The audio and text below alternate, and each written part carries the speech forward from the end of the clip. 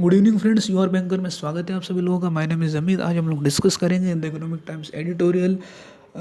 आज का जो हमारा एडिटोरियल है वो इस प्रकार से है कि no jingoistic frenzy we are not Chinese. इस एडिटोरियल में बेसिकली ऐसा बताया गया है कि इंडियंस अभी क्या कर रहे हैं कि जो चाइनीज़ प्रोडक्ट है उसका पूरा बॉयकॉट कर रहे हैं, लेकिन इसमें बताया गया है कि हम लोगों को ऐसा नहीं करना चाहिए। बजाय बॉयकॉट करने के हम लोगों को कुछ ऐसे प्रोडक्ट बनाने चाहिए जो चाइनीज़ प्रोडक्ट को कम्पीट कर पाए, जो ग्लोबली कम्पीट कर पाए चाइनीज़ प्रोडक्ट को।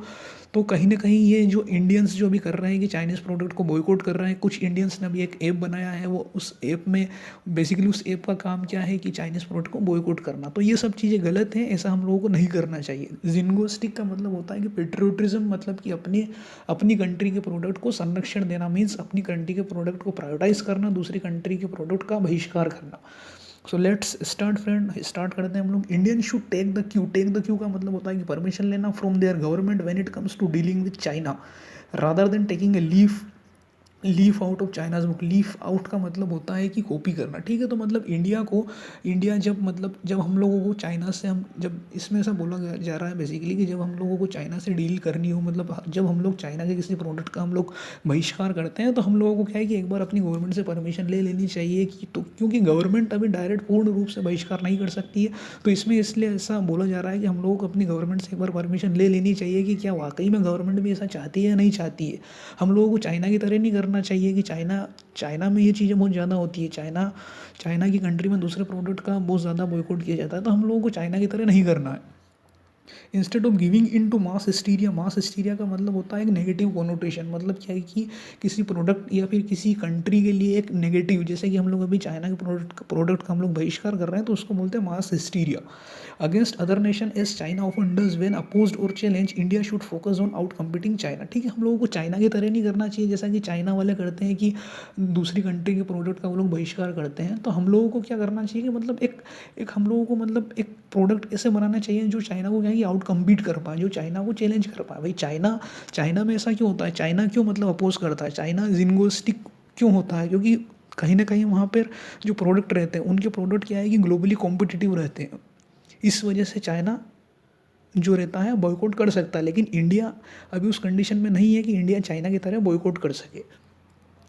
नेक्स्ट हम लोग देखते हैं, rather than waste resources including time and human capital on China bashing. China bashing का मतलब होता है कि चाइना को क्रिटिसाइज करना, चाइना के प्रोडक्ट का बहिष्कार करना। और act akin to it such as developing an app that targets made in China, it would be more productive to focus on innovating and building up Indian products that would prove to be alternative of better quality and value than those offered in by China. देखो इसमें ऐसा बोला जा रहा है कि rather than waste resource, अभी Indians क्या कर रहे हैं कि अपने जो इंडियंस अभी क्या कर रहे हैं, उनका टाइम और ह्यूमन कैपिटल है वो एक्चुअल में क्या कर रहे हैं कि एक कुछ मतलब ऐसे ऐप वगैरह भी बनाए हैं इंडियंस ने, जो क्या है कि मतलब चाइना बेशिंग है। चाइना बेशिंग मतलब उन ऐप के थ्रू ये लोग क्या कर रहे हैं कि चाइना का बहिष्कार कर रहे हैं। तो हम लोगों को अपनी एनर्जी ऐसी जगह पे वेस्ट नहीं करनी चाहिए, बजाय उसके हम लोगों को ऐसे प्रोडक्ट बनाने चाहिए बेटर क्वालिटी, एक ऐसी बेटर क्वालिटी और एक ऐसी वैल्यू चेन हम लोगों को डेवलप करनी चाहिए, जो क्या है कि मतलब जिससे कि हमारा जो प्रोडक्ट है मतलब आउट कम्पीट कर सके चाइना वालों को। An emotional response is easy but not productive. Emotional response easy तो है, लेकिन क्या है कि प्रोडक्टिव नहीं है। Neither does it reduce the dependence on China. ठीक है, आप लोग कुछ समय तक आप बहिष्कार करोगे, लेकिन कुछ समय के बाद वापस आप लोग उनका प्रोडक्ट यूज़ करना स्टार्ट कर दोगे, क्योंकि हमारा प्रोडक्ट इतना सस्ता है नहीं अभी इंडिया में।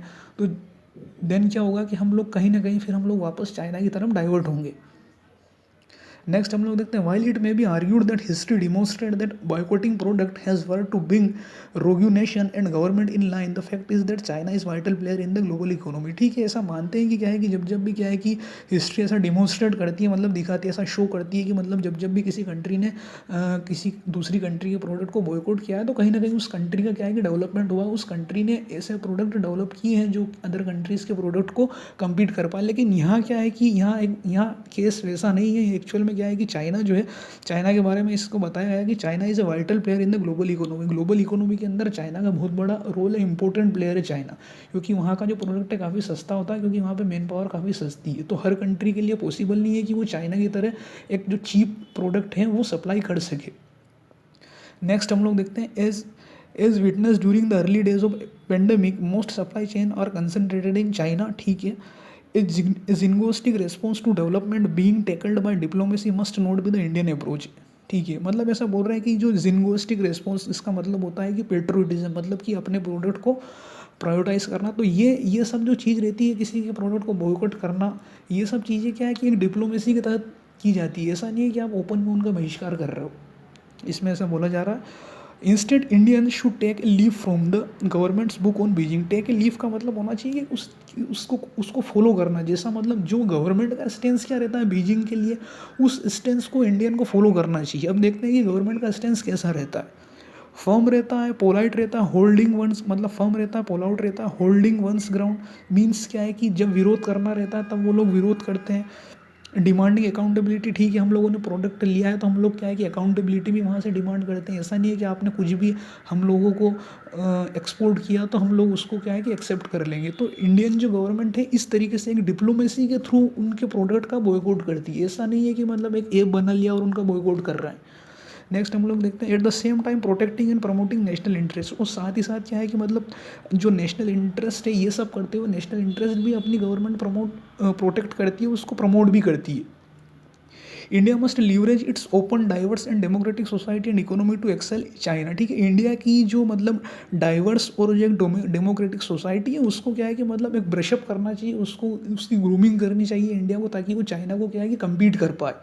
To excel China means China से वो आगे निकल पाए। इंडिया मतलब इंडियन इकोनॉमी या फिर बोल सकते हैं इंडिया की जो कंपनीज़ हैं उनको क्या है कि मतलब डेवलपमेंट करना चाहिए उनका, क्योंकि इंडिया के पास एक डाइवर्स और एक डेमोक्रेटिक सोसाइटी है। ये इंडिया चाहे तो कुछ भी कर सकता है।